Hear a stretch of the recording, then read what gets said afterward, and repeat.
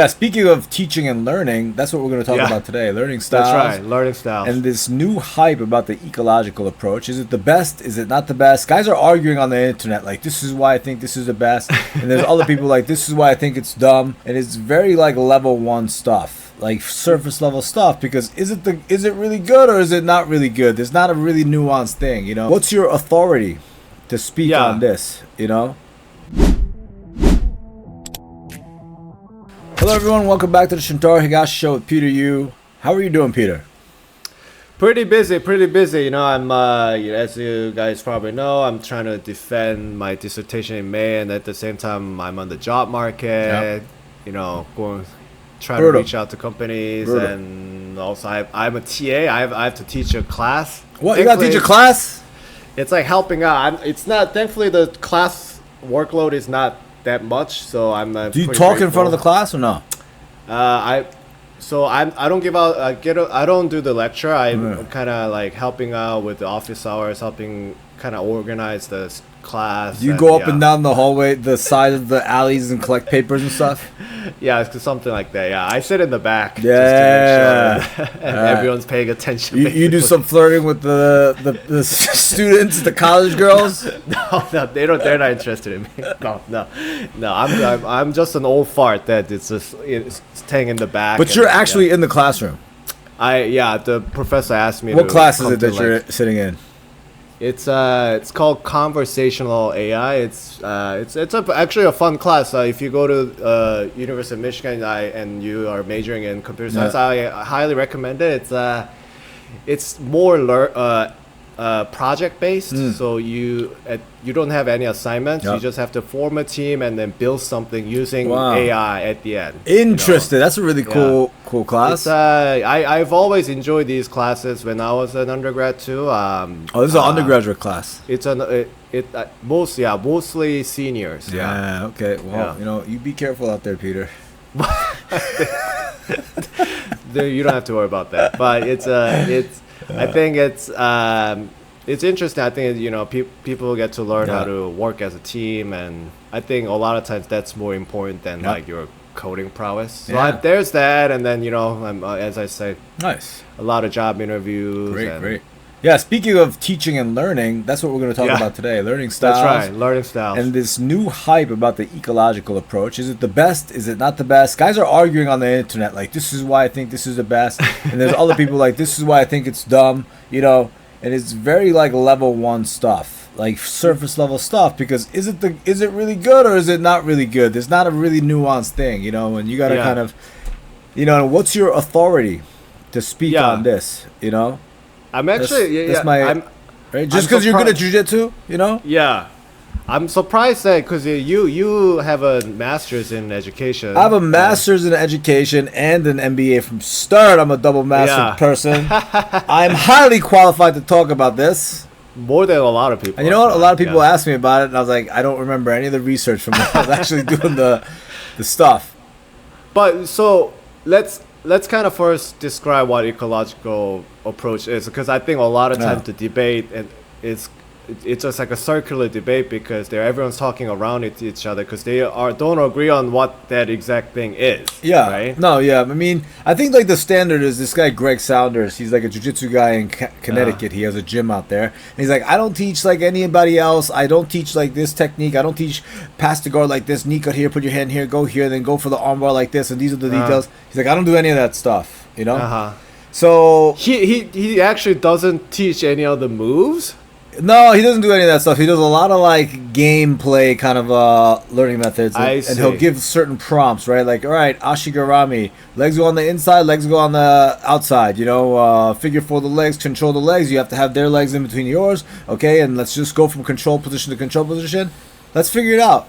This is what it kind of looks like. Try it. You know, this is the goal, kind of like that. You know, if it's a passing game, it's like, you know, get to this position and go back, get to this position and go back. You know, okay, so like for the purpose of this episode, I'll just like paraphrase what you described just to define it. The ecological approach is where there's no actual technique instructions, but the class is structured with mini games where students are encouraged to just figure something out. Pretty much it. Pretty much it. Okay. You know? Okay. And all right, which is a pretty big departure from how anything is usually taught, I guess. Yeah. Yeah. So what do you think about that? No, I think it's a necessary tool. For instance, like that can't be all you teach. Yeah. That can't be all you teach. And then on the opposite of that, you can't just teach it the way that you've been taught back in the day. And there's a healthy medium, right? Which is like, all right, you put your hand here, hand there, and then you go like this and you go like that, and your foot goes like this, and then if he does this, he goes like that, and then you hook the leg and you throw him with an osotogari. Like every step of the way. That doesn't work either. It's very specific, right? Yeah. So it lacks the element of like improvisation, different reactions, things like that. So there's a healthy medium in between the two. You know what I mean? Yeah. So it's like, okay, let's just say, for instance, gripping. We all know the sequences for gripping, right? You go for the sleeve, hands like this, you put the hand here, right? And then so you teach that basic stuff first already, like has always been taught. Okay, now we're going to use this kind of an approach to kind of do a light gripping game. Yeah. Right? Yeah. And you're just going to focus on initial contact. I'm trying to grab the sleeve. I'm trying to put the hand on the lapel, not with the same hand. And then the right hand is defensive. So you're preventing the sleeve touch and the lapel touch. So one hand is offense, one hand is defense. Okay, we both know what we want because this is what the sequence should look like. So it's now doing both. Now you're doing both, right? But it's like, all right, I may just drill that sequence first for a few times so they kind of get the idea. You know what I mean? And then in between, it's like, all right, now they're going to come up with new ways. Like sometimes they'll look for the sleeve, and I may parry it with this hand off and then go to the thing, and it just may be happening. It just might happen. And that's sort of like the best of both worlds. So it's not either or, it's both. You know what I mean? I think. So you think...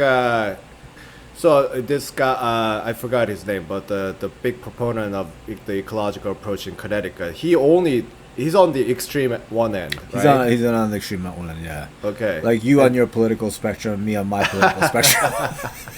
We're still friends. That's yeah. I see. So then, but why is it so controversial? I feel like everyone. I don't know if it's like you think there are actually this big dichotomies though. I think kind of going back to the politics. Like I think people, what you see in the media, you see all these extreme people, but most people are in the middle. Like it's exactly what it is, and this is the thing, right? You get a very charismatic guy like Greg Saunders to sound off and say everyone's teaching is stupid. What I'm doing is smart, and he's not saying that, but it's like people can infer this. Right. You know what I mean? And then maybe he's implying it a little bit. He's on YouTube, he's on Instagram, and he has all these little sound bites that are like, wow, this sounds really cool. And yes, it's all true, But if he says like, yes, there is this way, and then maybe adding some of these ideas might be really good, no one's going to watch that.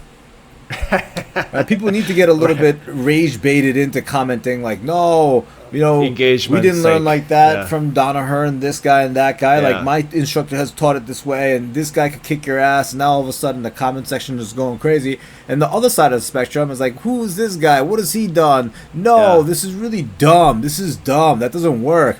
And obviously now that side has a thing going, and then it's the classic like algorithm driven sort of hype in this thing, and it's sort of somewhere in the middle. 1000%. Everyone should be somewhere in the middle. Yeah. And then when you're trying to decide like how much of each side, whatever it is, you got to learn about your learning styles. Everyone learns in a different way. I mean, that's why it confused me when people, especially BJJ folks, started talking about the ecological approach. Yeah. To me, it was like, oh, haven't we always done this? Haven't we always had this element to practice? Like at your gym, we always played this grip fighting game, or like try to get two hands on, then break, try again. It's you will teach us the basic sequence, and then if you don't, basically saying if you have no idea, try this, and then figure it out. These are the goals, goal based on it. It's like I call it like the North Star guidance, right? Yeah. And it's like, okay, right versus right, try to put your left hand on first. Right. And then why, and then I give him the why, and then I give him a couple of hows, and then the rest of it's just kind of figure it out. Yeah. And also you kind of giving them cues, and everyone needs a different number of goals and number of things, and some people have automated certain things. Some people make mistakes, and it's the job of the instructor to kind of recognize this.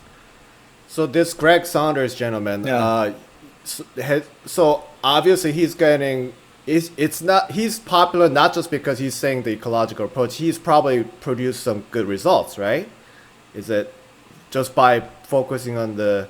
Well, I guess it depends on what you mean by good results. I guess you mean like, is he like a ADCC is he champ producing? or something? Yeah, is he producing a lot of like athletes, phenomenal No, athletes? but like it's hard to say yes and no to that, right? Because he's in Greenwich, I think, in a very ritzy town. You know what Greenwich is about. Yeah, you know? Of course, that's Peter's people right there. You know what I mean? So he's pulling from a different crop, right? So it's like a different. I say, but I have heard people go to the class and then they're like, it was the most fun thing I've ever done.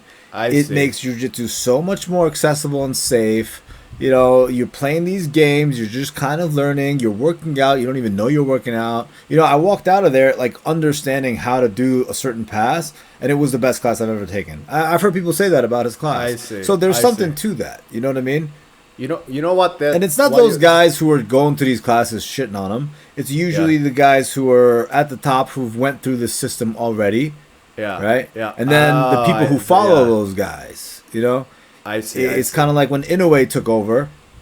Yeah, and he radically changed it. Yeah. Yep. And back in the day, even before Inoue, in the Shinohara times, it was like beat the athletes, yell at the athletes, make them do sprints every morning until they puke. Drive them into the ground, put them through 7-hour training days. Yeah. Inoue's like, no, it has to be fun. People have to love judo.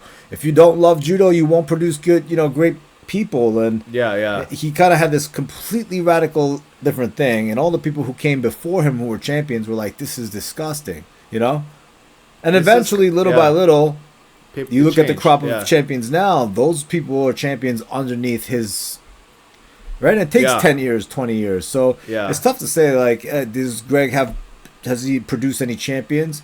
No, but he can, if he's, it may not even be his goal anyway. I mean, probably not. Who wants?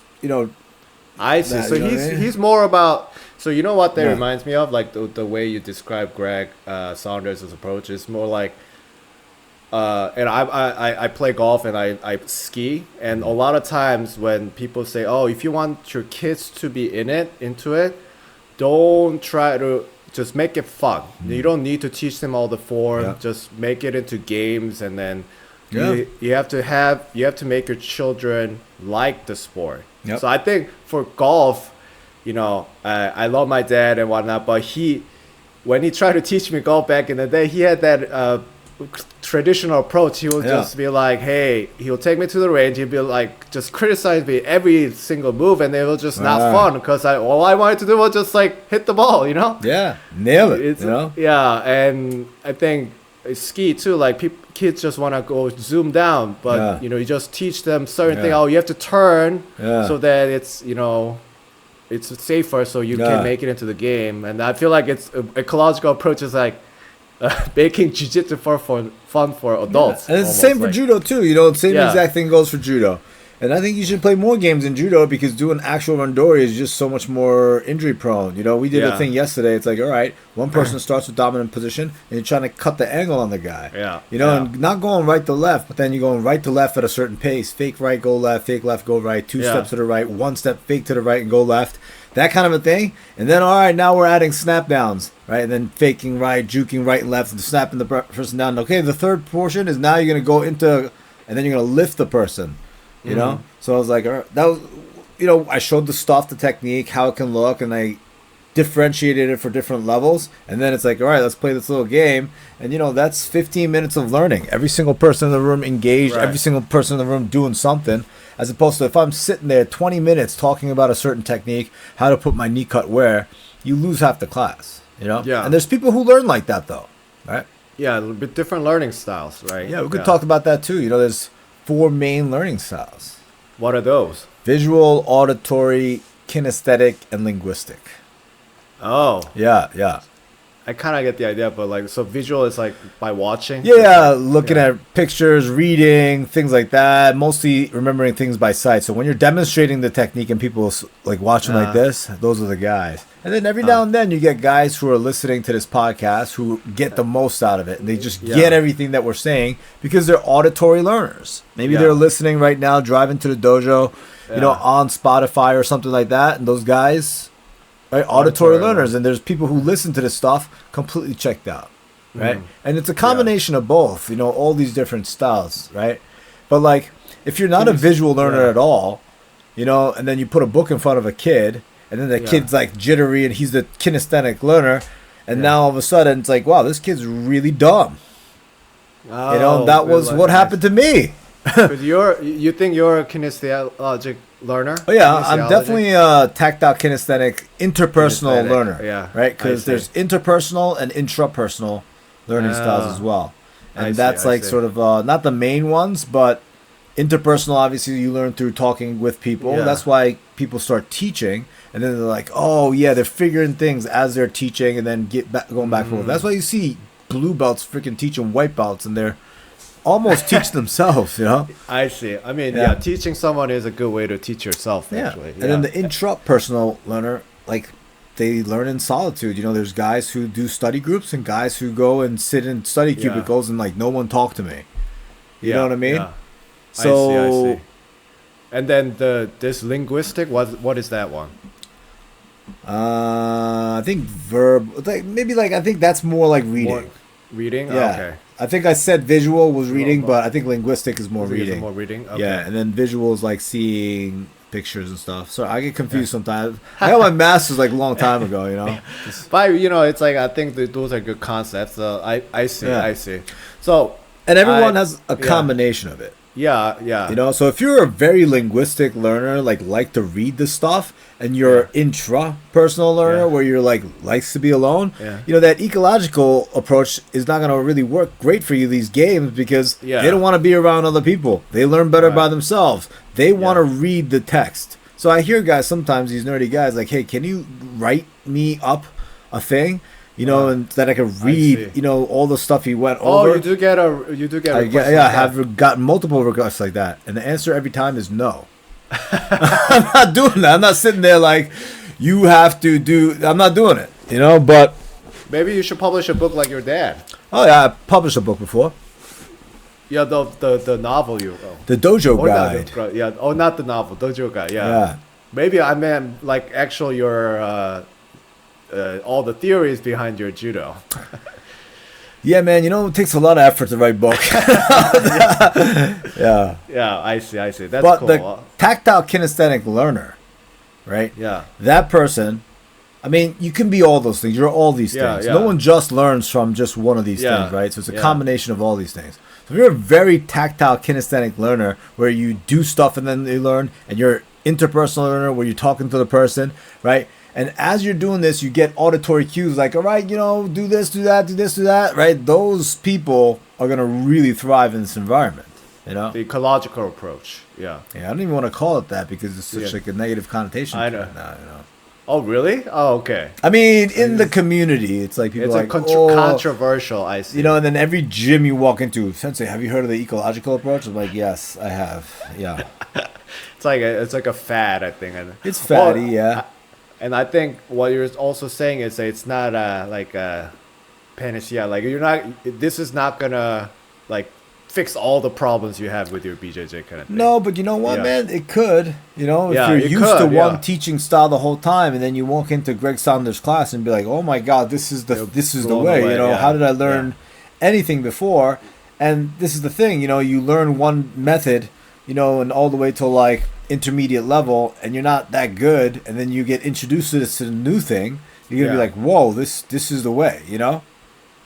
You know, there. This is kind of a side point, but there's a pretty similar debate in AI too about So there's a concept called supervised learning, which is more like the traditional way of you teach the AI system every single thing. Yeah. Like this is the answer, just follow that. You know.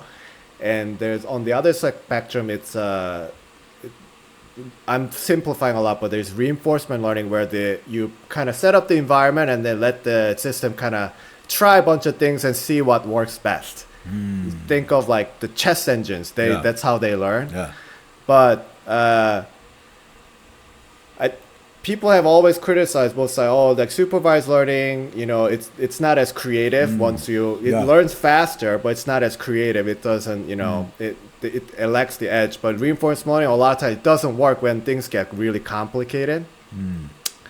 So you told me how you got excited about DeepSeek, right? Yeah, pretty cool. DeepSeek, I'm sure people have heard about what people are finding now is that you need both. So what DeepSeek really did was you have to have some supervised training so that the AI system has some basic knowledge about the world. Then you can let it explore on its own. So I think that's kind of what you're saying with the BJJ. You can't just like... Judo too. Judo, yeah. BJJ, judo, anything really. Yeah. You can't just have... If you have all the time in the world, I guess you can have the person just figure it out on his own, but that's just not feasible. No. You need both. So you have to bring them up to speed with some fundamentals, and then it's the most boring answer ever. You know, it's both. You need both. Just answers lie somewhere in the middle. It's a spectrum. You know, Sensei, is this better or that better? It depends on the scenario. It always depends. You know, and it's kind of up to you. Like, you know, what are the variables here? You know, and it's not the most exciting answer. You know, the most exciting answer is this is the best thing ever, and you know, whatever you've been doing sucks. You know, that's what gets the views and clicks. Right. Yeah. Well, I think that's why a podcast, you know, people like podcasts more because it's a nuanced discussion. You know, so. I'm worried about the future of the podcast. If we get a job, like a full blown job, 9 to 7 or something, I'm gonna be calling, "Hey Peter, it's Thursday at 11. Do you want to do an episode?" Like, I have to figure it out. I guess we started this. We've only done this when I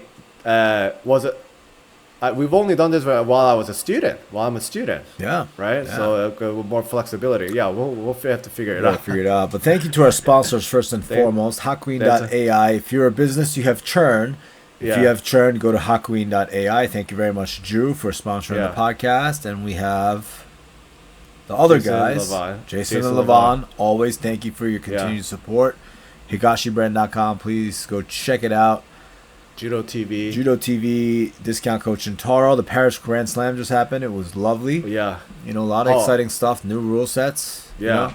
Oh, yeah. We got to talk about that. We'll talk about that eventually. Yeah. And please support us on Patreon and stuff, and share this podcast, like this podcast.